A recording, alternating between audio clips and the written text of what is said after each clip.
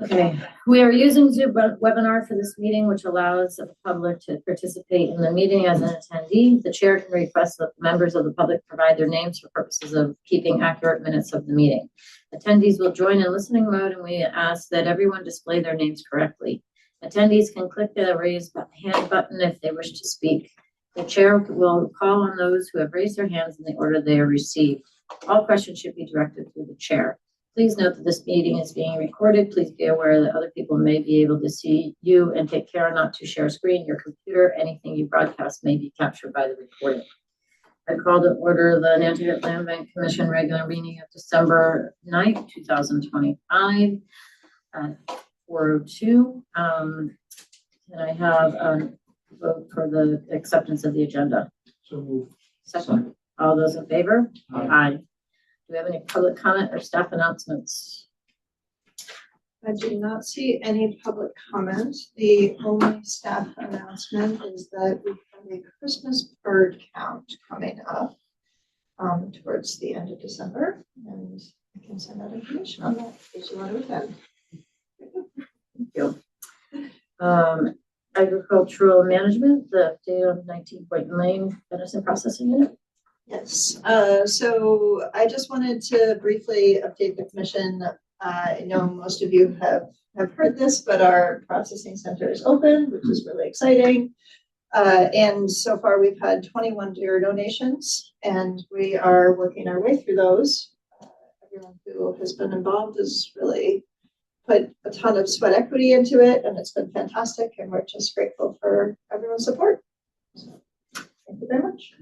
Has it gotten to the point of being shipped upstairs? Not yet. We're not there yet. I think next week. I took it to her at 2 o'clock today with Dean.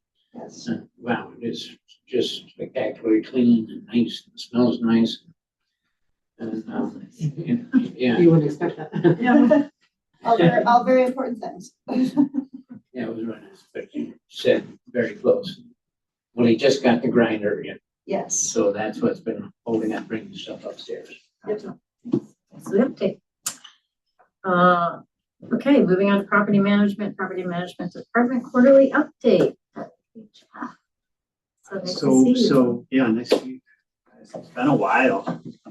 So what I decided to do is consolidate more of sort of like the stuff that we don't talk about a lot in these meetings, Jefferson and Portland and all that stuff. I think you guys are pretty much up to speed with all that stuff. So this is basically just an FYI with what we've been doing out in the field. Shouldn't take too long, but if we can start with Hinsdale, the map of Hinsdale. So we'll start with forestry management. We started our forestry management yesterday, which was basically mobilizing. Took us all day. Got out there today with a couple more pieces of material, and we're having help with our chipper. So we've got some hiccups that will work out, but we'll be off and running soon. This is just kind of the nature of the beast and sometimes how things go. I wanted to show you the Hinsdale Forest Management map for a couple of different reasons. One is it was masticated last year. The entire property was closed, and it made sense. But we definitely heard that it would be great if we could leave some trails open while we're doing the work, which is what we're going to do. And I'll just sort of show you the zone. We broke it into 4 zones so that there'll always be a section of trail that will be open where the public can access the property and feel safe, but we can do our work and know that we're not going to impact anybody with the work we're doing because of the hazardous type of work. It's really important that we have that separation. That is not the map. Which map would you like? The zones zone 1, 2, 3, and 4. This is not zone 1, 2, 3, and 4. The ones with the pins. No, it doesn't have the pins. This is not the one. All right, I could talk you through this. Sorry, really you want the quick. ones with the fence? It just shows you a lot easier Sorry. which trails we're closing, but it's not the end of the world. I have a series of these. I have this one with these trails closed, and then the ones in the middle, and then the ones over here. We can make this work. Four different We can make this work. Can I move that cursor around real quick? That'd be Just to- great, right? Just to kind of show you guys. If I Well, you touch can- the screen, no, is it you gonna can do touch weird that, no? things? You can touch Touch that. the screen. Yeah, you can touch it. All right, so so this is zone one. These trails are closed. This is where we're gonna start. There's about 300 trees in there. We're hoping we can finish this up in a couple of weeks, but it leaves all the light is open to the general public. So there's plenty of space for everybody. Zone two, we Quick will, question. I noticed on Milestone that was closed there, right there. yeah, Is there any talk, or is there any like sign or notice that says, hey, just walk down to the other end and you can get in? Or does it just say it's closed? they basically just say property's closed. Well, there are, yeah, so there's our cones Yeah. that say habitat management, and there's a sign. It doesn't say, hey, go down that way, but it does show you which trails are open Oh, it and shows which it's trails not. are Okay, closed. perfect. So Yeah, there's, so they can figure it out. yeah, so there's a sign and a closure here that shows what's open, what's closed, here, here, and here. And then when we flip out of here, we'll go over to zone two, and then these trails will open and this trail will open. And then we'll go into zone three, which will allow to skirt the property, and then zone four. So Do you want me to flip through those different closures? you guys good with that, or do you want to see the I actual? had a closure? question, I think you said 300 trees, that a removal of 300 trees? Yeah, so there's a total of about 800 trees. It's basically close to what Gardner was. But the difference between Gardner and Hinsdale is that this is 43 acres. We've got a lot of room in there.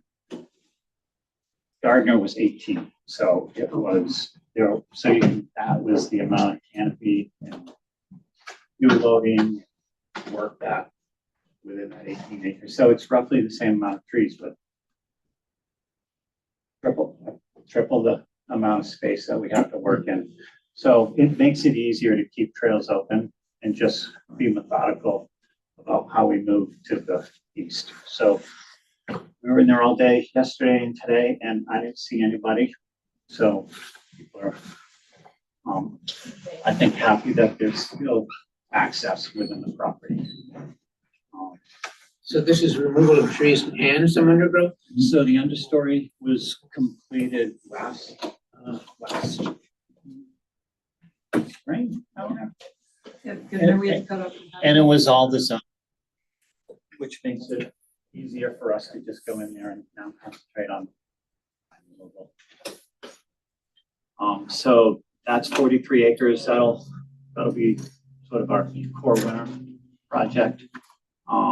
There was also more masticating in Gardner that we subcontracted out, which was 18 acres, which sets us up nicely to leapfrog and go back in there and do our pitch pine management in there next winter.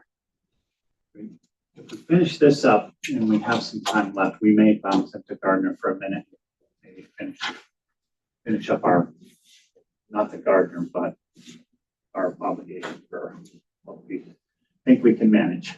How many people, what's, do you have on your team and working on this particular project? So the way we do it now, 3 is ideal and two works. Rob and I we can get a lot of work done with the equipment that we have and just working together for so long and just knowing 3 is perfect. We're going to start to pull in the resource department at times. We had a chainsaw training. Those guys have a great foundation. They have their skill set is coming along nicely. We have 2 chippers, and there will be some days where we have 2 operations going at the same time. It'll be Rob and I and maybe another guy or not, and then Rico and 2 or 3 resource department folks, where there's so much space in there where Rob and I are gonna have to be stationary because of the equipment, which is fine, and the volume. We're gonna produce a lot more volume.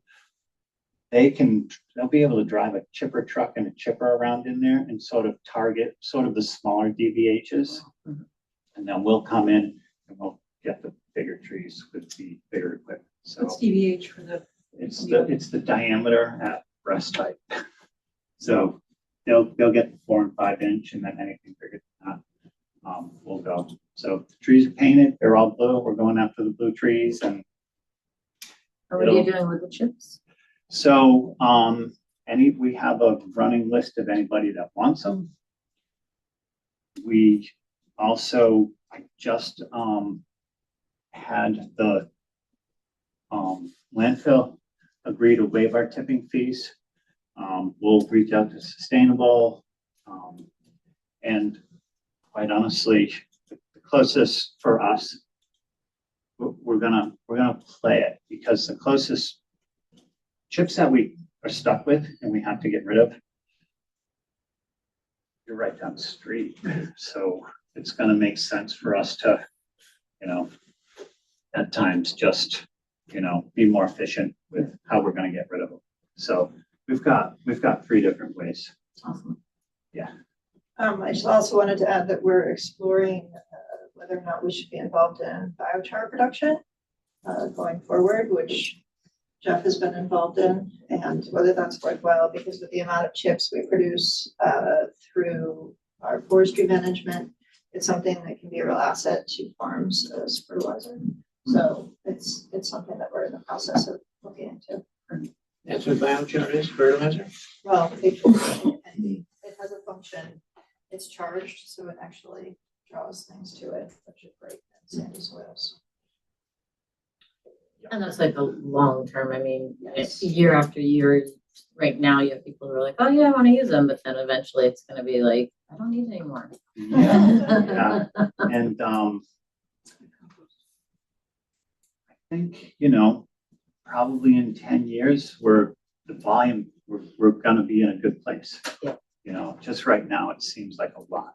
Yeah. But, it'll get better. So any questions on forestry management, trail closures, how we're handling it? So the whole project at Hinsdale is gonna take you how long? Let me see, I'm hoping we're out of there by the end of February. As long as it's all weather dependent sometimes, and, And the changes in the closures will be posted on the social media. yeah, it'll, as soon as we're finished up with zone 1, we'll let Dana know that we're ready to move on to zone 2. We'll give her a couple of days heads up. We'll move our cones and our signs. So that's the next, how the terms will change. Next closure. Yes. I think though that this will stay open. We just don't want them coming this way. They can go this way. Yeah. And if you ever want to stop by and see what we're doing while we're in the process, just send me a text.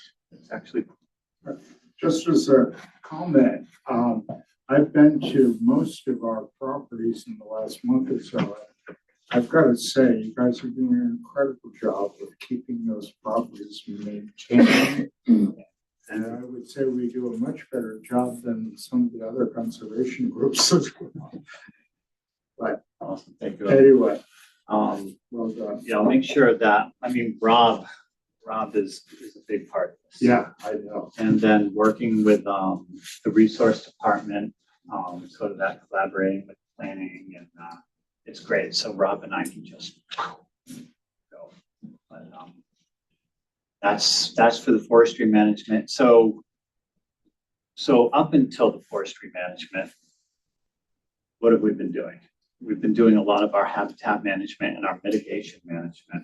So the mitigation management are basically is management that we're obligated to do. That's approximately 171 acres that we have to either mow or brush cut or do invasive species work. We're pretty much done. That's why I'd love to get out of the forestry by February, leave us a little bit of time for loose ends on the habitat management, more specifically the mitigation management. So because we're obligated, we have no choice. We have to make sure that we get that stuff done. I think you guys know about all the projects that are required for management. They're in the maps. So we do two things. We do habitat management, which is basically priority habitat, like out ahead of the plains. We're not obligated to, per se, permit-wise, but because it's priority habitat, we want to maintain that, and that's the mowing we're doing. Like out ahead of the plains is priority habitat, sandplain grassland, but we're not obligated. We don't have any permits holding us to that. Where like smooth hummocks, where there's 178 acres, we're obligated to do that because of, the golf course. And then there's Matacasham Valley is another one. The newest one we started working on is the sewer beds out of Minnetonka Park. Small chunks at a time, which is okay, but it's a whole different type of tactic because it's just everything is just so overgrown, and they're trying to extend sort of the grassland, the sandplain grassland and stuff like that. So we've been out at the sewer beds and masticated a big chunk along the back edge of where that fence is. Gardner, do you want me to try and, here's some of the plans. Yeah, so the slashes in yellow are all the units you've seen, or all the units we've been mowing. So that totals 107 acres of, we're not held by permit, but it's priority habitat and we want to maintain what's there.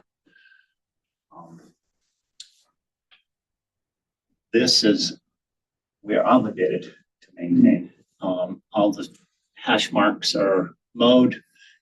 Unit 1I was slated to burn, which I guess I can roll in as another one of my bullets. We're rebuilding our burn program. We did a lot of work to get there. We've got a lot of people at the land bank now that are really into it and quite capable. So we put on a 2-day training and got them certified.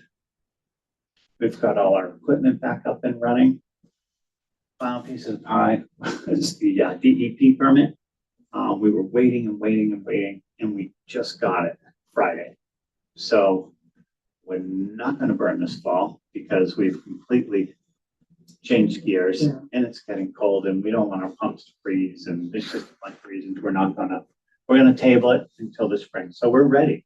There's nothing holding us back from getting some fire back on the ground this spring. But the burn permit carries over. If you don't use it this year, Yeah, it's good for, I think every 2 years you have to renew it. So we're good till this time in 28. And we'll be more proactive and stay ahead of it this time so that it's on me. We were kind of last minute with the permit, thinking it wouldn't be a problem, but I think the government shutdown may have had something to do with it, and I think they lost some folks, so it kind of took a lot longer than we thought it was going to take. So in my opinion, not the end of the world, baby steps with fire. And, it's a building process as long as we're moving forward. I'm happy with that. Are you still on that? Can you just scroll back to the Surfside?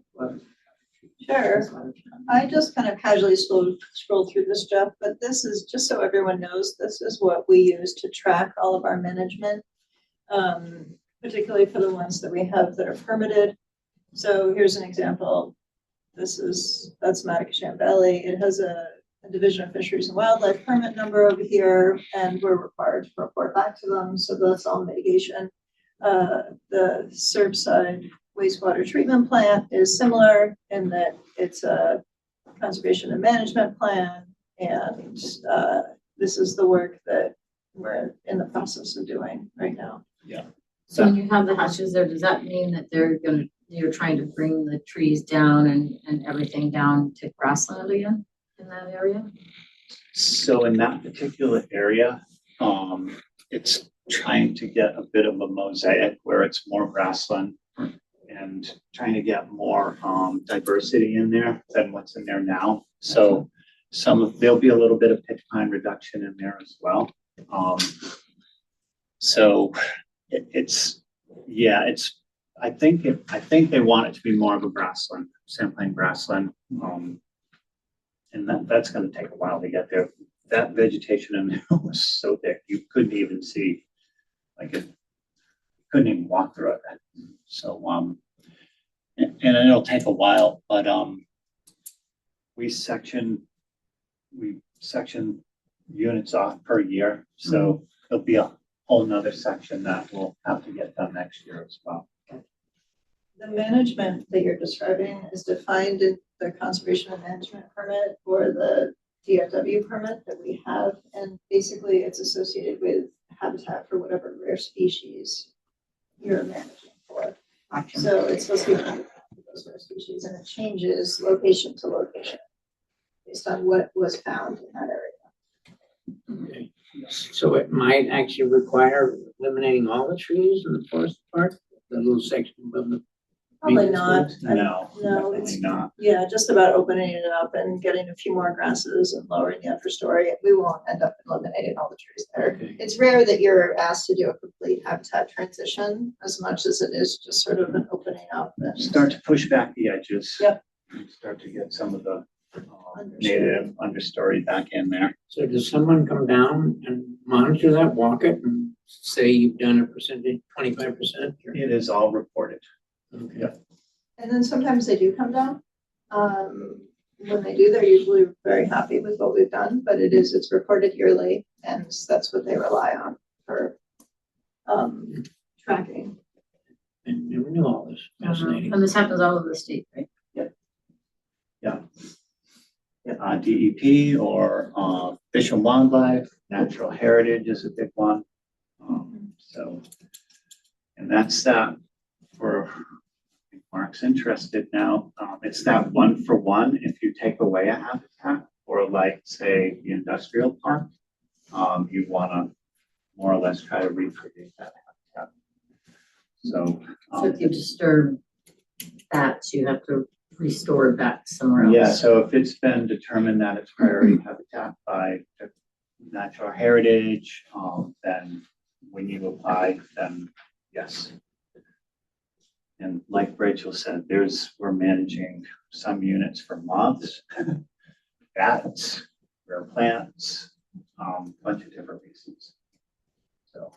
Most of them are rare moths that we are managing for, though. What you're looking for is things like huckleberry and I'm trying to think, also You like the baby scrub oak. like the baby scrub oaks. There's a whole suite of species that they're looking for.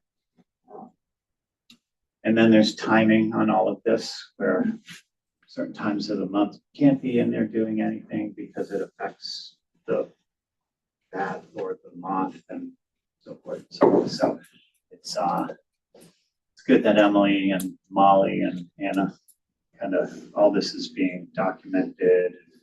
I was gonna say, are they kind of driving the bus and being like, okay, this is what we need for the report, or this is what we need to With what we comply with do, the permits? with what we do, they, so because this all needs to be documented, we sit down as a group and a lot of times they're great about it. So what do you guys think? Because we're up there and we see it, and We offer feedback and input, and so it's a real nice two-way street. So we don't literally move an endangered species, pick it, dig it up and move it to this other property. No, although we have done that, and Heller's Way is a perfect example Yeah. for that parking lot that we put in. Cisco Natural parking lot. Heritage said this is priority habitat, there are rare and endangered species. It was the blue stem. So we literally picked up that blue stem and put it and put it in here. So it's sampling blue-eyed grass, and we had to transplant it when we created the Cisco parking lot. You know, the new one we created off to the side. So in order to do that, we transplanted all these different plants to go here.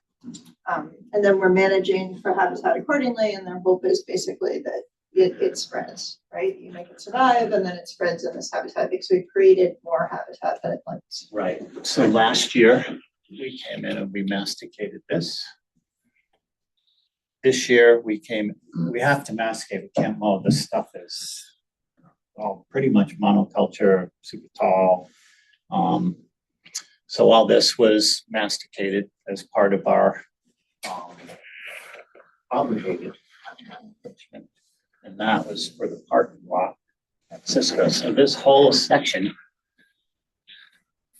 has to be now managed for permitting process / habitat management for rare and endangered species for the parking lot.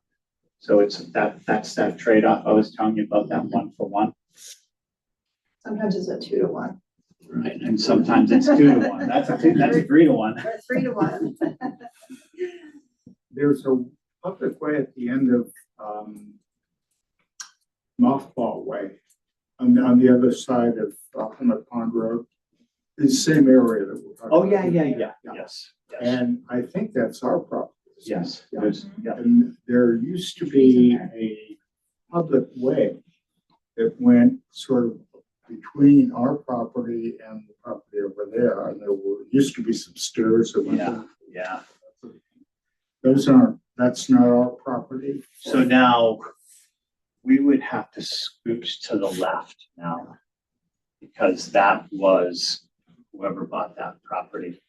We went out there, it was surveyed, we looked on the GIS, and it was not ours. We're right to the left of that. Yeah. So yeah, I was when I first saw it. Uh-oh, but Claire was on it. Said, this is all. We're just to the left.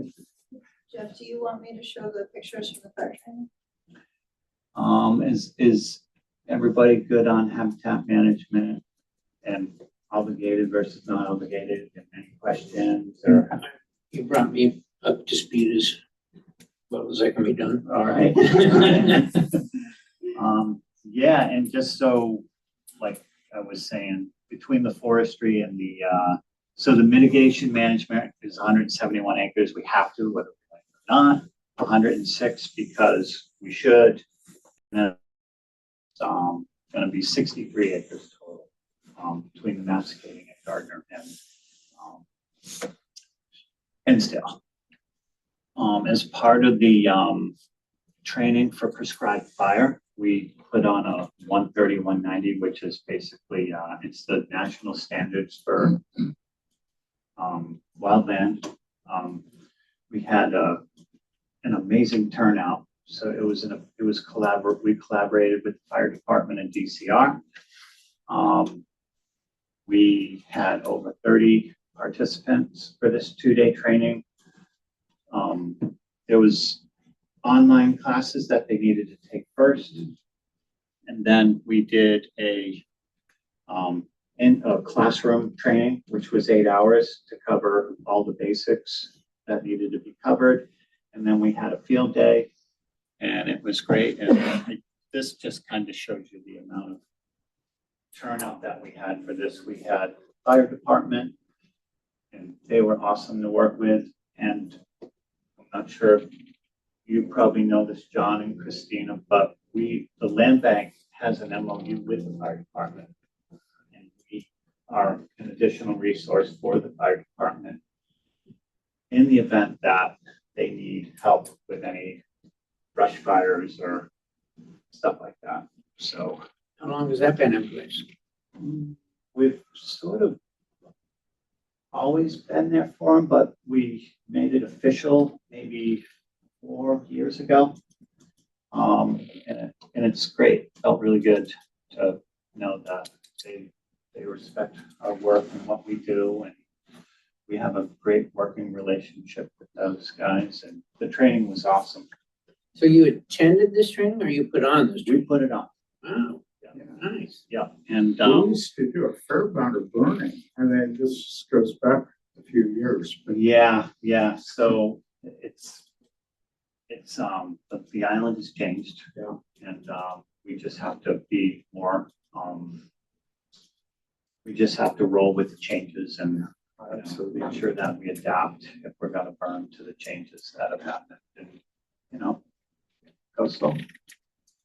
Did anybody from, did you have participants from NCF come? So we had probably 5 from NCF, Linda Loring. Awesome. There were 3, Mass Autobahn, Fire Department. We had a couple folks from Mount Island show up. I don't know how they heard about it. And then some of our, they're kind of our volunteers that are either working air traffic control or guys like Peter Brace who are working at the farm. So the goal is to build a really competent burn crew that is local, because one of the challenges for prescribed burning is that we just, we're always kind of short or at the minimum. And, it's not everybody's job to be really good at this, but we need people to be really good at it. So having that core crew, we can spend more time together, we can train together, we know each other, we know. So the goal is to be more self-sufficient and, work as a team and build our strength with a local crew. And, we'll be super cautious, and I'm super cautious. We'll be super cautious and we'll take things slow. So I think other than, we're going to put on another chainsaw training in January. We've got Conservation Foundation folks and Mass Autobahn and stuff. It's great working with those guys because they are a great resource for us as well. Great resource. And they're really into it. So that was my presentation. I can answer questions about this or anything else you may have a question about or comments or. I've got a comment. Sounds like there was 100 people needed for that group. That is a lot of work you just went through. That's amazing what you guys can get done. You say 2 or 3 people, or you and Rob, and Oh, with this, some of it, like the masticating at Gardner, we sub that out. So some things we'll just say, not gonna happen. And we'll sub it out. good. Yeah. So this year we're probably of the 338 acres, we'll probably sub out maybe less than 50 of it, and we'll do the rest. So yeah. Can I add one quick thing? Yeah. I think was a great opportunity. Jeff decided that it was worthwhile to spend some time just talking about the habitat management we do. Because when we start talking about everything property management does, a lot of times it gets sort of, I don't know, think it isn't highlighted as much as it should be because it's actually incredibly important and it's a huge amount of work. Yeah. And so he chose this time to really highlight that, and I feel like it was truly worthwhile. I learned a ton. Thank you. I really appreciate you focusing on these because I think these are the things that we don't talk about. They're not the new exciting, Right. they're maintenance and but they're a huge part of the budget, which you proved when you did that breakdown of, where do you spend your time and efforts. And I think if anybody from the public likes to watch our meetings, it's, a great way to educate them on the importance of the things that we do that are very quietly under the radar. Yeah, because it's all, for a lot of the ones that you're talking about, their obligations, they're required for the Myakama Golf Course to run, they're required for the Surfside Wastewater Treatment Plant to run, they're required for the Belvedere ball fields that where everyone's playing soccer, they're required for the industrial park, off New South Road to be in operation. So these are all things that, the community is using and doesn't recognize what's going on in the background. It's necessary in order for these to operate and run. As I said before, I really think the maintenance that we do on our properties reflects within the community. I mean, I get more comments about our properties and how nice they are and what kept they are. That sort of thing. So it really is the heart of what we do. I think. Well, I appreciate that. You appreciate that. Fantastic. Any other questions from Jeff? Questions? Thank you, Jeff. Incredible, Always incredible work. appreciate You guys do a great job. Thank you so much. it. Awesome.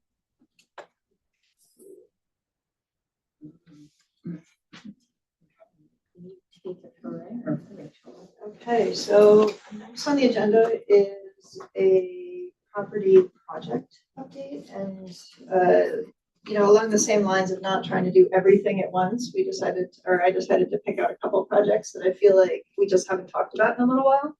And so I wanted to make sure that everyone was up to speed. Again, happy to, if you guys have specific questions about other projects, happy to bring them up at future meetings. But the three that I chose tonight were the 41 Jefferson house move, the Lily Pond project, because we just haven't talked about it in a little while, and the bike park. So those were the three that I decided that I would update you on. And let me just get my materials open over here so that I can then share them with people. That's not at all what I wanted to do. Okay. So I'm going to start with Lily Pond, and one of the reasons I'm going to start here is because we brought this up actually at the last meeting. This is our schedule that was recently updated. The reason you haven't heard anything about Lily Pond recently is because it is just languishing in the land permitting, which we always run the risk of. The 401 water quality certification, which you see right here, yeah, thank you, is actually completely filed, underway, in review. And we kind of checked in with the folks from the Myakama Dredge Project, and they said theirs took about 9 months to close to a year. So I just want you to know that even though you're not hearing much about it, that's why. In the meantime, construction drawings are going on in the background. So we're trying to build up all these other pieces of the puzzle so that once we do get that 401 water quality certification, we're ready to go and up and running. I think the other thing that I just wanted to update everyone on is the cost expenditures that we've had for each of these projects. Before you jump into that, Yep. back where you were, Yep. so that 401, does that Mhm. mean that you're hoping that it's in 4 months, but it could push out to 9 months, or is that the end of 9 months? It was filed, I guess what we're hoping is that it comes back, kind of in the end of January. But what it could come realistically, it could be straight through the summer. And we're going to start to nag heavily. This could be a July date. for that. And we don't have a ton of control over it. But we are, we will continue to inquire and see where that is. I think just to remind everyone too, and this is not, I just think this is where we're at in terms of planning, is we're starting to look at materials. So, we're reviewing, what do you think about stone benches? What do you think about a wooden bench here? What do you think about this boardwalk? How does that look? What do you think about flagstone and concrete? So these are the types of things that are going around in the background for staff to review.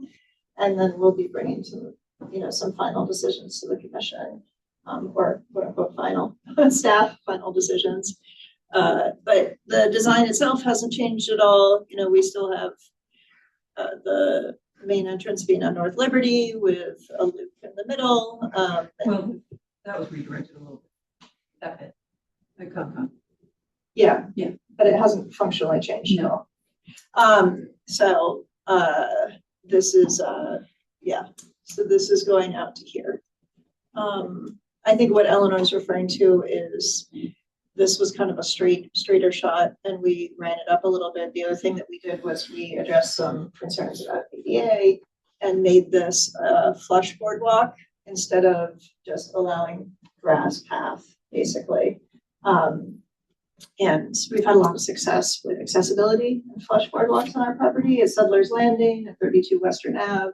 So we just decided we'd run with that here as well. So that change was at Concom last Thursday, and it was approved. So fantastic.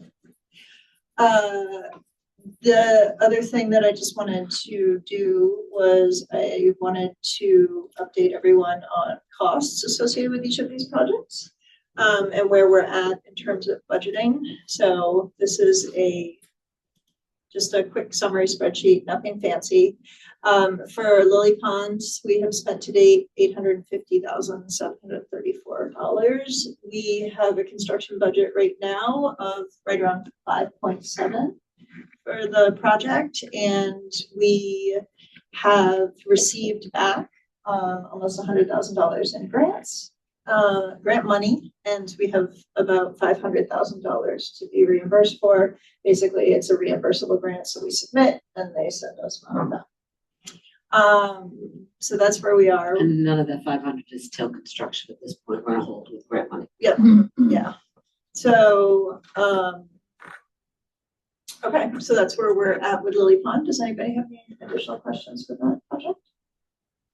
It may be quiet for a little bit, but we'll keep you posted. And really, construction starting fall of next year. It could. It could not, it might not be 2026. We're going to have to see. It really is based on this 401 water quality permit. We expect that the other permits are just going to fall in line once we get that one. So, yes. I think also the other issue is basically at some point, if we don't get that soon enough, what's going to happen is we're not going to want to start construction in the spring of 2027 because we're not going to want to not be able to have people use the park in the summer of 2027. So there's going to be some juggling with that where it makes more sense, even though we're ready to go, to start in the fall, because then we'll be able to have the park open to the public all summer long. Just for reminder, do you remember when we started this project? Oh, like in COVID. 2020 was the first bill for that. 2021. When it first started with this. Yeah, we're working our way ever so slowly through this project, but it will happen.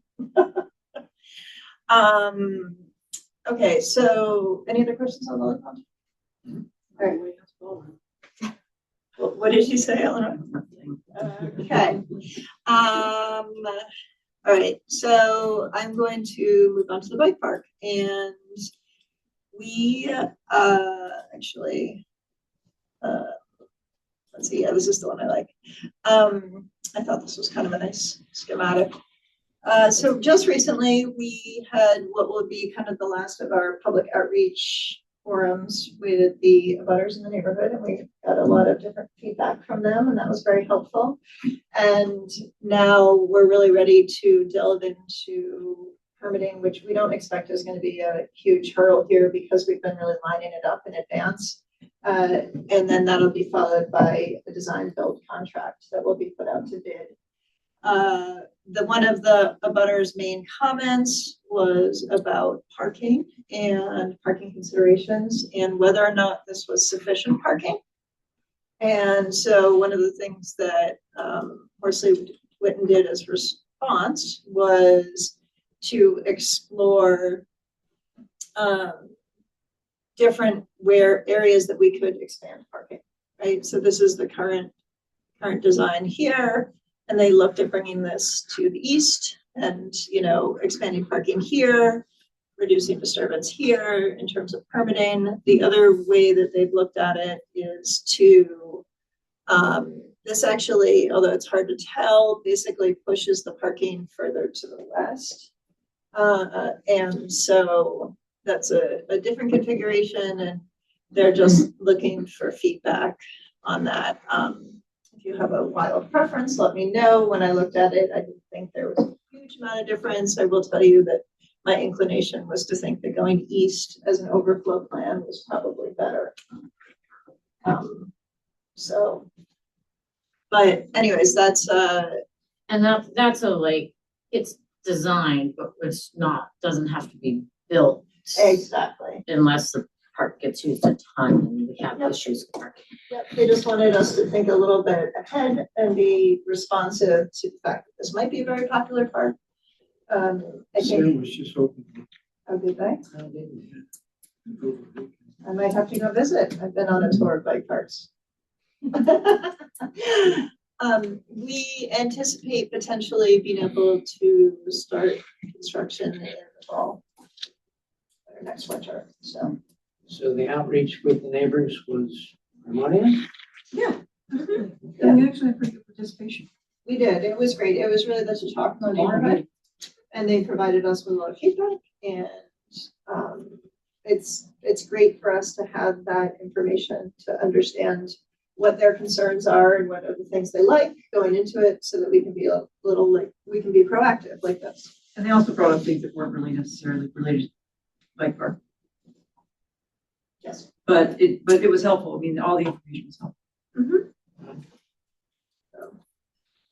So just going back to our budgeting, for the bike park, interestingly enough, we have a construction budget of 1.5, and thus far we've spent $57,684.62. So that's where we are today. And last but not least, I don't actually have slides for Jefferson, but it is important for you to know that we've spent $60,000. That is primarily on Woods Hole Group and the owner's project manager and design. Actually, Woods Hole Group hasn't built us yet. Yeah, they haven't built us yet. Surveyor Yep, design with SMRT. and the feasibility study was Yep. part of that as well. Yep, and Art Gasparro for surveying. So that's primarily what this is. This project is still on track, which is fantastic. We met today and reviewed the costs and project design that were proposed by SMRT, and pretty much approved that and came up. Eleonora and our OPM, Vertex, John Lemieux and Brad Cole. And so they're going to get back to SMRT, and we'll move forward with that design process with the goal of having the houses move in spring. So there we go. This one is on track.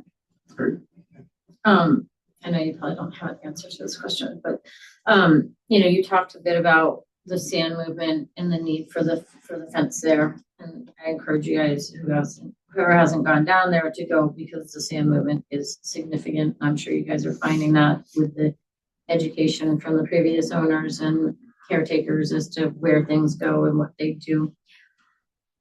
And I'm sure you guys have thought about this, and I don't know how you answer it, but what happens when the buildings are gone, and what kind of changes is that gonna make? And then is it gonna be a, you know,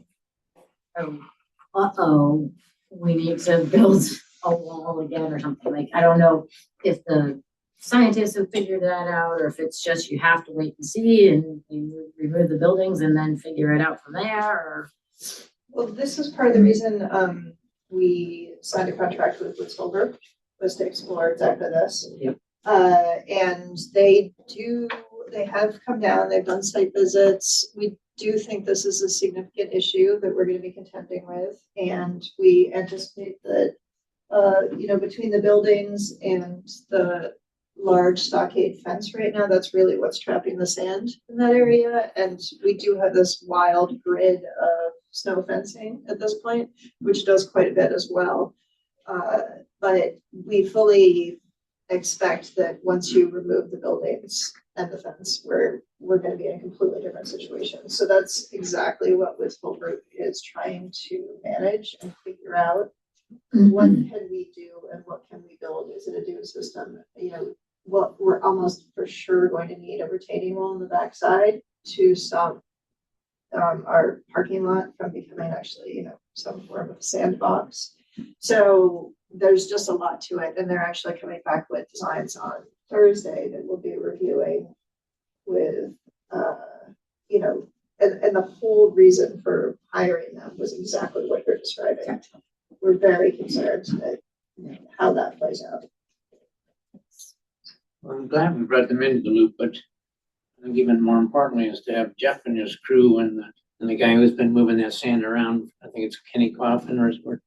I hope they're all involved in this decision making as well. We are, yep, we are. The boots on the ground on Nantucket is pretty much been monitoring that for a long time. I realize we're opening a whole new can of worms. The reason we hired Woods Hole Group was at Jeff's recommendation. I don't know about that. But he said But there's definitely- gonna be a real issue. Yeah, Oh, I'm concerned that it is for sure. But I also think a whole lot of local knowledge goes a long ways. Yep. pretty incredible. It is pretty amazing. Actually, I'm gonna make one. It's well worth But it to check it out. But it's one of my walks as I go from Grand Point Light, come back in at Jefferson and then come back on the road. I do that to one of my winter walks, so I'm quite familiar with the movement of the sand.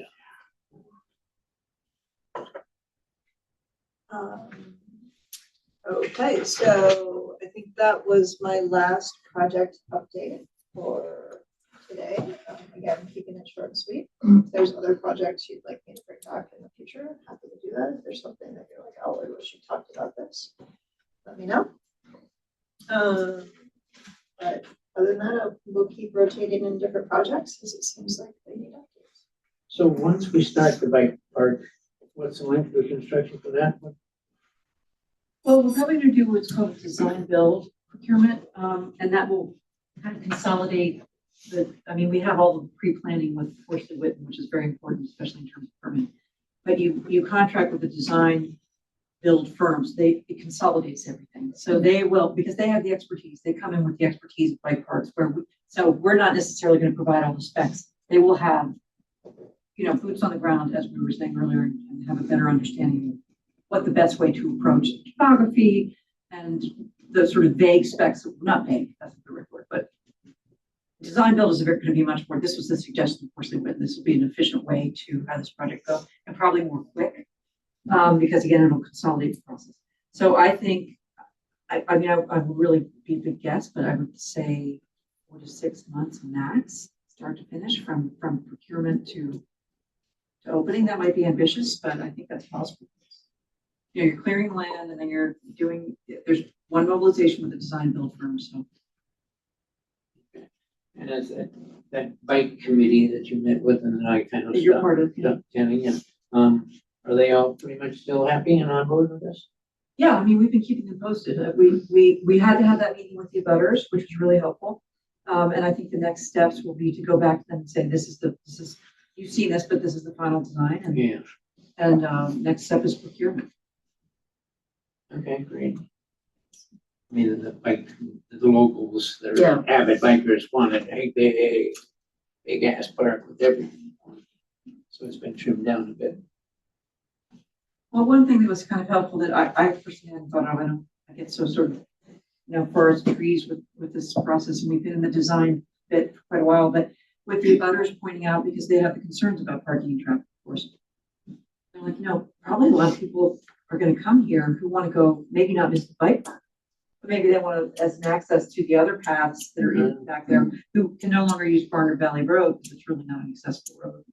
Parts of it have been blocked off. So it could attract people who aren't necessarily going to the bike park, who want to park, access other parts of that park. So it will have to definitely see in the DAPS, see how popular it is. We were pointing out, we hope people will come there on bikes. Yeah. And not be bringing cars, but of course there will be. It'll be interesting. There's concerns about you guys. And yeah, which we're not going to allow. No, No concern electronic, everywhere. no motorized vehicles whatsoever on street. Yeah, they're getting enough bad press Yeah. every day anyways. Thank you. Any other questions on projects or any projects that you want to see in future meetings? I'm sure they will come up. Okay, onwards and upwards to Burger, to the word contract.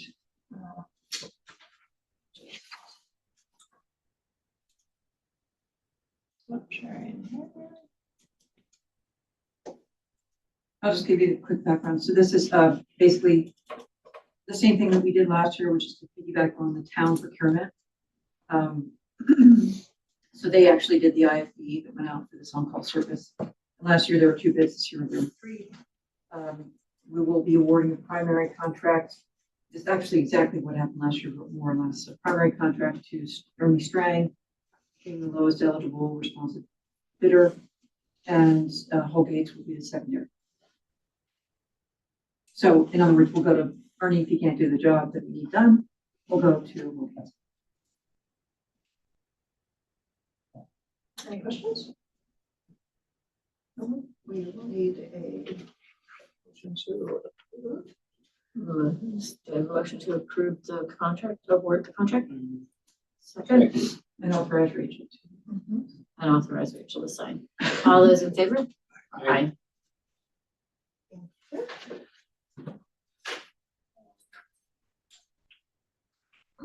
Next, Eleanor, I did save ACG's letter in here. Okay. Just, I can read that. yeah, just for the commissions. So this is part 85 of the maintenance facility. Actually, we're closing in. It's going very well, I have to say. This whole process has been many steps to it, but really gone well with the help of an excellent team. So we had, I'm happy with 4 bids. One had to be retracted because there was a mathematical error. So basically 3 viable bids for the demolition and removal of structures at 166 Humming Pond Road. And the Best Tech is a company we have not worked with before, but we did DCAM, they have to be DCAM certified to the thresholds, and I reviewed of the, I think there were 9 or 8 DCAM reviews, and they were consistently very good. And they had the lowest eligible, responsible bid. Would like to, at the recommendation of our OPM, award the contract to Best Tech for the demolition of these structures. So move. Second. A second.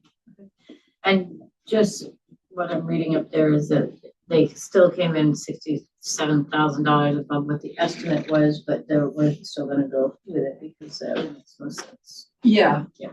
I mean, sometimes those estimates are Yeah, ambitious. Okay, any other questions? All those in favor? Aye. And authorization for Rachel to sign. Yes, And please. authorization for Rachel.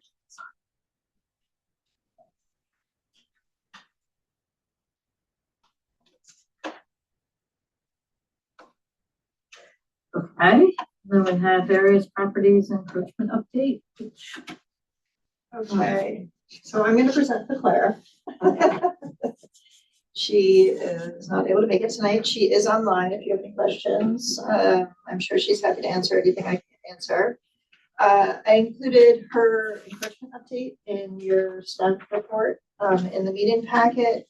And just to summarize, really, winter is a great time to look for encroachments and to sort of find out, what's working, what's not working. Summer is really very, very busy being responsive to public concerns. And so we spend a lot of time doing that in the summertime. Encroachment monitoring is something that we have time for in the winter.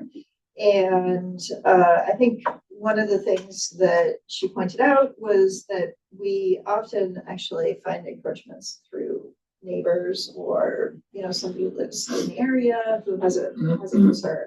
So most of the time, that's the way that we actually get tipped off about something. It can happen either through staff being out or knowing that there's construction projects, or sometimes the GIS and aerials are really helpful. When you're just looking around at something, you're suddenly like, wait, what's that? So Claire has wanted to include the fact that she has been using the drone quite a bit. So thank you very much to the commission for that. Mostly it's to verify. We don't use it as necessarily a tool to look for encroachments, but it's to verify and help us understand where property lines are.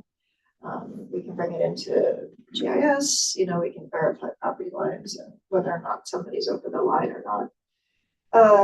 And then I think one of the greatest things that having Claire on board to really dedicate time to this is that she's done things like catching up, on that 29-acre parcel in Tom Nevers that just had a whole series of encroachments. She's been really working to resolve these issues that have been very long-standing.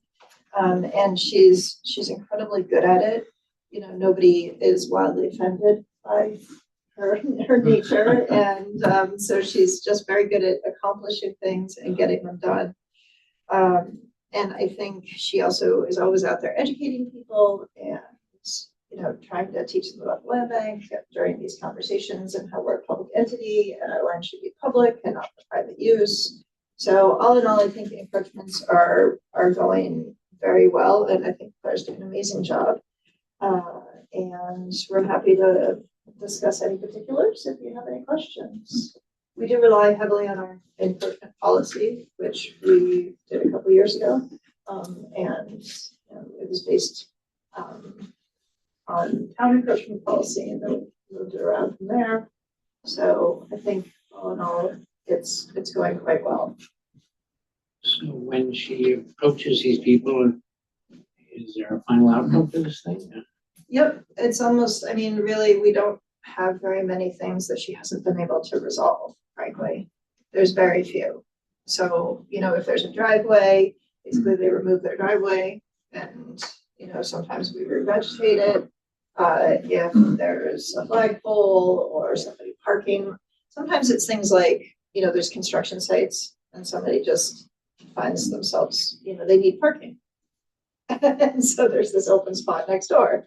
So, they end up parking, particularly in like the more smooth hummocks type areas right on the edges there, because it's easy as open grassland to park in. So she just goes out, she reaches out to the construction company, she talks to them, she follows up, she makes sure she holds them accountable.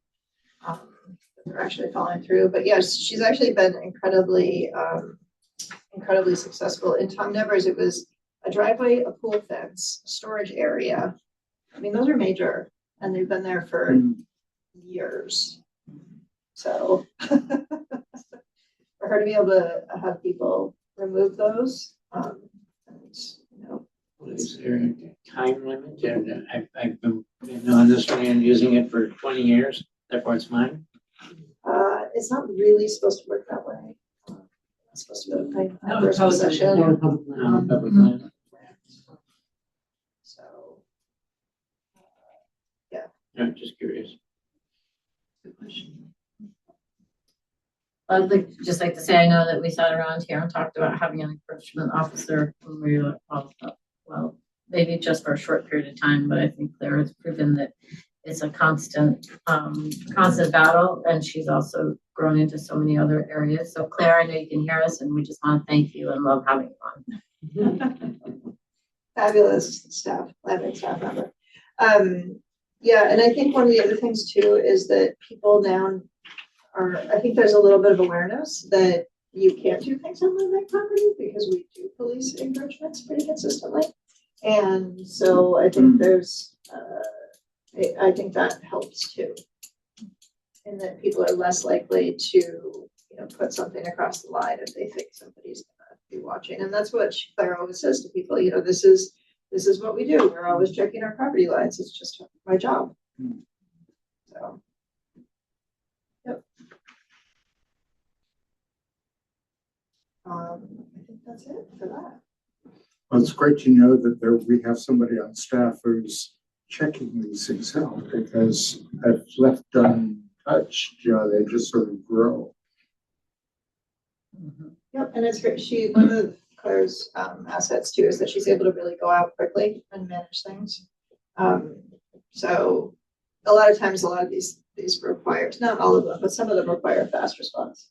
So being able to go out, check on it right when you hear about it, and say, oh wait, this isn't gonna work. And just deal with it. But her encroachment work, it's not like open right-of-ways, roads and right-of-ways things, is it? Like with the board that you're on? Well, yeah, essentially. I mean, it's somebody who is encroaching on somebody else's property, whether usually it's, the town roads and right of way. To me, that's what we do, is we look for violations like that and then work to clear them. So. Great. Thank you. Thank you, Claire. Thank you, Claire. Okay, moving on to long range objectives. I really don't have much of an update. Basically, what I'm continuing to do is solicit proposals from potential groups that would be a good fit to do some form of survey work and or public polling on the island for the Land Bank Commission and the Land Bank. So that's basically what I'm doing. I'm in the process of requesting proposals and getting proposals back. So.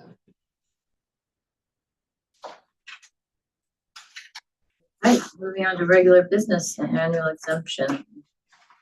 Amount adoption.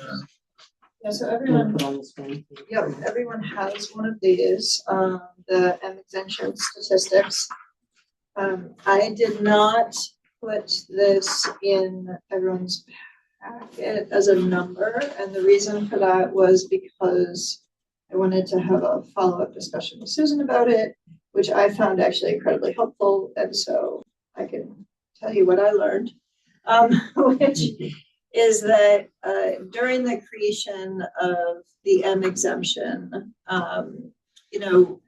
one of the things that was really kind of kept in mind was to basically be trying to match and or keep it close, the exemption close to the median price of all the M exemptions. And so here's an example, right? It's so in 2023, the exemption was 1 million, and basically calculating all the numbers of exemptions, the median was 1.1.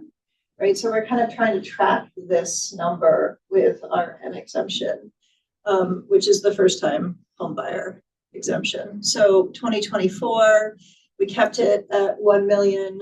Similarly, when we calculated the median price, it had gone up a little bit, it had gone to 1.2. So then we ended up, because of that increase to 1.2, we ended up raising it to 1.2. So we're trying to actually meet this median. This year, this is only through November 30th, but through November 30th, we already are at 1.47 for the median price. And so staff recommendation after some discussion is to go to 1.4 for the M exemption. We have, that is a jump that's, having $200,000 in 2 years is more significant than we've done in the past necessarily. And there's been years when we've held it the same. But again, the goal being to track, with the median prices for a first-time home buyer. That was one possibility that we were thinking about. Can you just explain the chart for 1 second? Sure If can. you have the 2025, you have somebody who bought a house for $3 million, they were not exempt, but you just added them because potentially they could have been to get the No. median? So, They claimed the exemption only up to, they only get that 1.2 of it. Oh. So we had Yep. three, and that was just last month, $3 million, over $3 million. so you can buy a $3 million house if it's your first house. You just have to be, You only, doing pretty well. But you are gonna save $24,000. Yeah, but you're So you're saving- paying above that, Yes, Gotcha, so you're exempt You're from paying 1.2 above the million. 1.2 million. So you're only getting, everybody's just getting up to 1.2. If you pay 800,000, you get about 800,000. But that's the limit for the year. So It was here's 1.2 the, last year. okay, so here we have the purchase price on the left and then the number of exemptions that fell within that purchase price. So this is the transaction for one, and it was between 600 and 699, so their whole transaction was exempt because the exemption is 1.2. Right, so, and that continues up. just up to. Yeah. Yep, so once we get to 1.4, these first-time home buyers are only having a land bank fee exemption at 1.2. Similarly, the $3 million. And those are checked for like first-time home buyers ever bought a Yes. house. Yeah. Marion really checks them out. Oh, that's right. They're signing something that. You're the forensic. Saying again. Yes, they do a thorough check. Sometimes a husband will or a wife will have owned, but if the other one has, they still get to comment. So if they're not married, then they only get their portion of the exemption.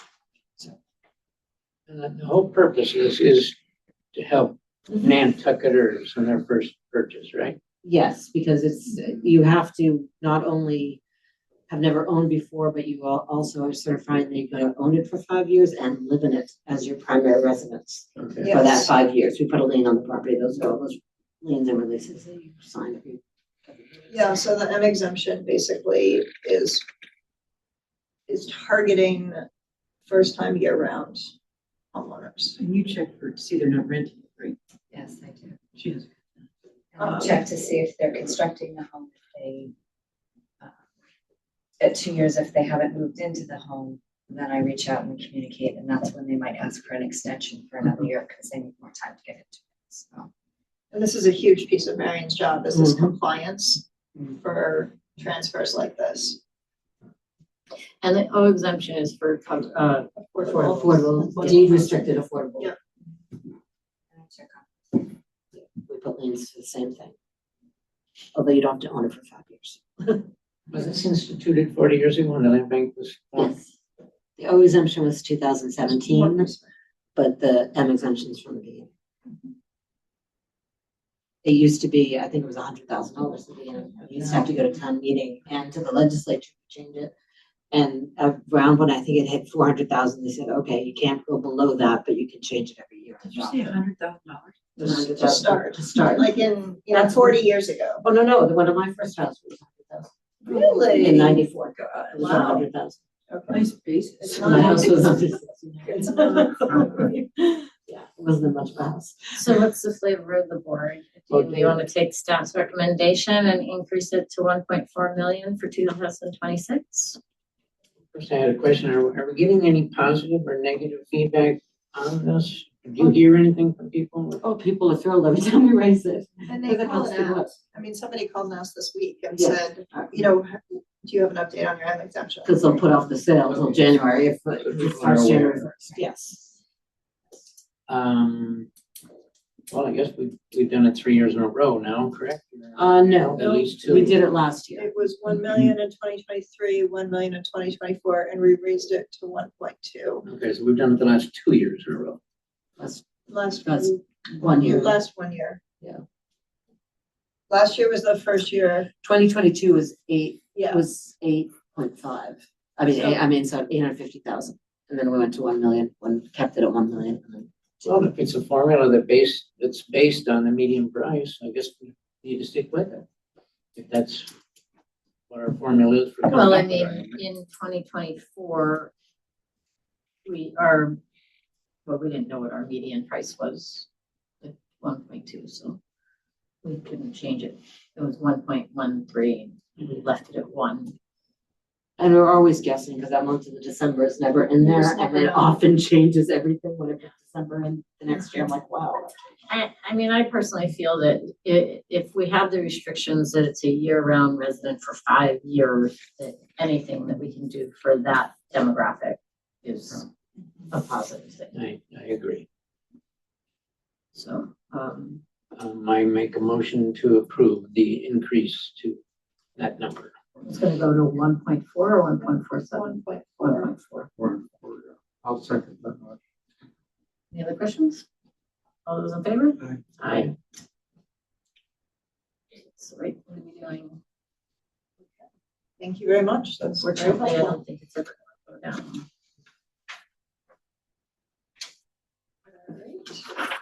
Alright. We need to schedule a special meeting. Basically, there's, two potential things. One is, a design for 41 Jefferson that we might need to look at. I'm not sure about that yet. We won't know until Thursday. But the second piece is, a bid award for the construction of the maintenance facilities in an effort to keep that moving. And so we have batted around a lot of timeframes. There's, not only we're skipping the next meeting, but the meeting after that is another 3 weeks, it's 5 weeks. January to get June 13th. 13th, so. So we're trying to figure out a time when everyone might be here and it's not terribly inconvenient with the holidays. It shouldn't be a long meeting. It should be about, Well, we can We'll do pay a the Zoom bills too, too. right? yes, it should all be Zoom. Oh, it can be Zoom? Yeah. Mhm, completely. Yep, so I didn't know we were, I don't know, is that still the case, that everybody can be Zoom? No, not everybody. Yeah, it has to be. I still think you need to have a certain number of people present, physically present. I feel like we've done all Zoom before. I feel like We need to look into that because that was a COVID era thing, so I don't know. I think there's some boards that still do completely Zoom, don't they? Most. Well, we'll We've ask done Eric. And you're probably right. Well, I why just- don't we find a date and see if people are gonna be Yeah. here? Because Yeah, so some of us might be here. I mean, not I think all one of the that time. times that we thought about was, after Christmas, between Christmas and New Year's, It was 29th. being a possibility, if people are available. Well, on Zoom. Mhm. You're gonna open the meeting, we're gonna vote yay or nay, and we're gonna close the meeting. right? Yes, and you'll receive a warrant to pay some bills. Yeah, I'll pay those too. Yeah. When will you have the bid documents? 17th, 17th. but a little review has to take place, so we wouldn't do it. You know, need a couple of days. Check references and stuff. So you can be available by Zoom. Yeah. and What I'm does on your East Coast schedule look times. like for either one of you between Christmas and New Year's? You're available? I'll be here. So that would be a forum anyways. Okay, so we Neil can, won't be available. Now we'll not be available, but that's okay. I don't know if we need a date, we just wanted to. Yeah, we announce just it, and wanna we can understand. Do the date by email. What dates here? The week of the 29th. It starts on the 29th. So we are establishing a date and time right now? Yeah, we can, that'd be great. But we can, that would be great. What we really need is the week. Monday, the 29th doesn't work. I have a scheduled What about, shut off on. what about the next day? Yeah, no, Tuesday works. Tuesday So the that's 30th? Tuesday the 30th? Mhm. That's a Tuesday. There we go. And then, Wanna do are you 4 gonna o'clock? be in a different time zone, Mark? No, I'm gonna be at East Coast time zone, Okay. down in Charleston. Okay, So it is 4, I mean, because we can do any time of the day, but, does what makes sense for people because there tend to be. So That's I'm pretty- landing back here on the 31st, so I guess I can do Zoom on the 29th or 30th. Let's do the 30th at 4. PM. That's great. Okay. You're gonna send that out. Yes.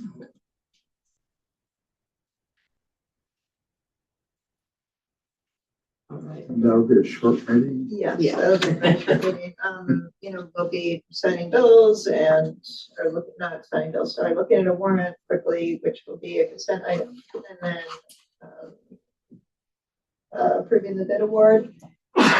And potentially looking at, I'm not even sure, but a potential design for 41 Jefferson, but hopefully we won't have to do that until the 13th. That's the only thing that would sort of make it protracted. Do you mean the design contract? No, the design for the whistle. Because we will, okay. We'll transfer stuff off to. Yep. Everybody else off to the next I meeting. think that is it. Regular business. Thank you very much, Okay, we everyone. have transfer business. Yeah, we have. Do we have a motion to approve the transfers? So move. All those in favor? Aye. So I have.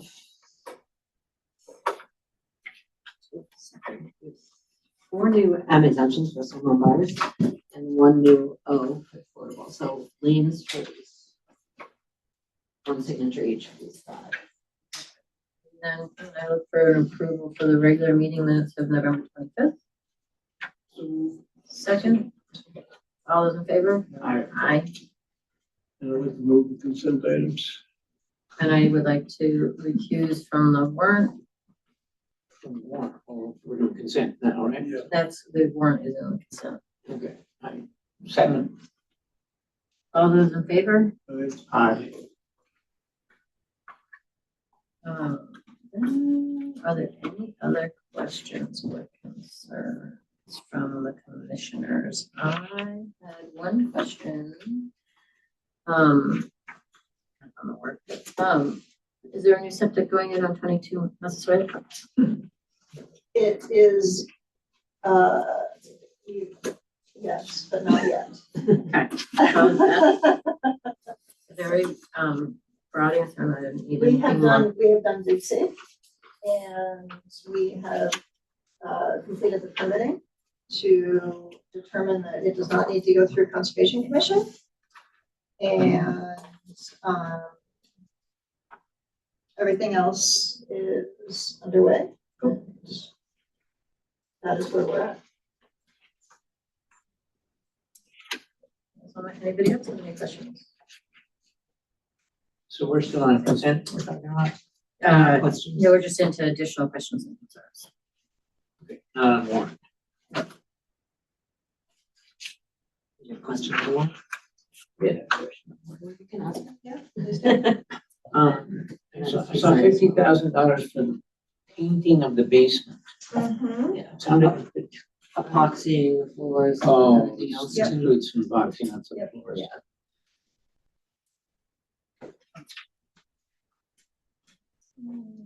Which, by the way, the epoxy floors at the Deere processing are gorgeous. Well, that's what it is. That's. Oh, that's what it is. That was for that, for 1940. And they did it quickly.